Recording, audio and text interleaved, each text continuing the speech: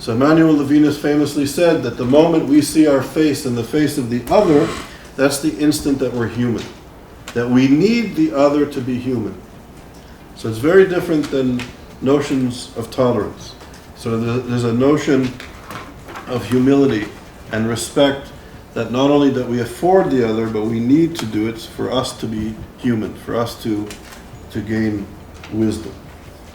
So these are some of the issues that I think we should begin to also think about, that there's other ways of seeing the realities that we grapple with, and Judaism and other cultures and religions and parts of the world, that there's deep, deep wisdom in different systems of knowledge that we ought to at least become familiar with, and not just judge people kind of on ethnic or racial or whatever national categories that we tend to do, that there's things that are deep.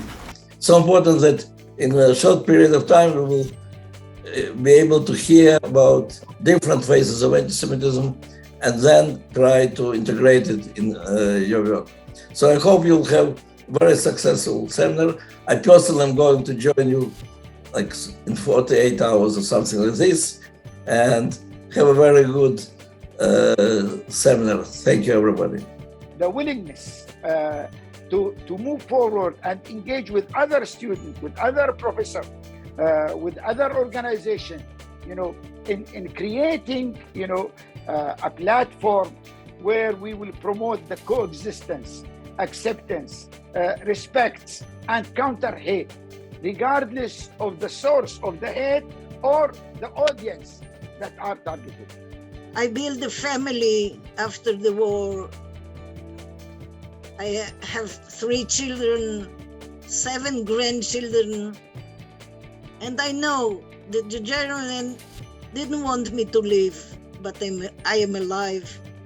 They didn't want me to build a family, but I have one.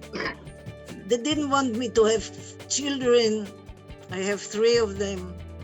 They didn't want me to have grandchildren, and I have 7.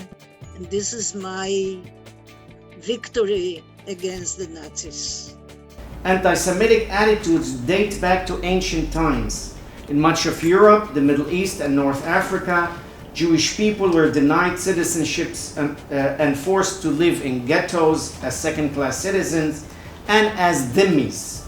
Anti-Jewish riots swept the Russian Empire during the 19th and early 20th century, and anti-Semitic incidents have increased in part of Europe, the Middle East, and North Africa in the last several years. The term anti-Semitism, as you all know, was first coined in 1879 by the German anti-Jewish writer and journalist Wilhelm Marr, who founded the League of Anti-Semites in Germany to describe hatred or hostility towards Jews.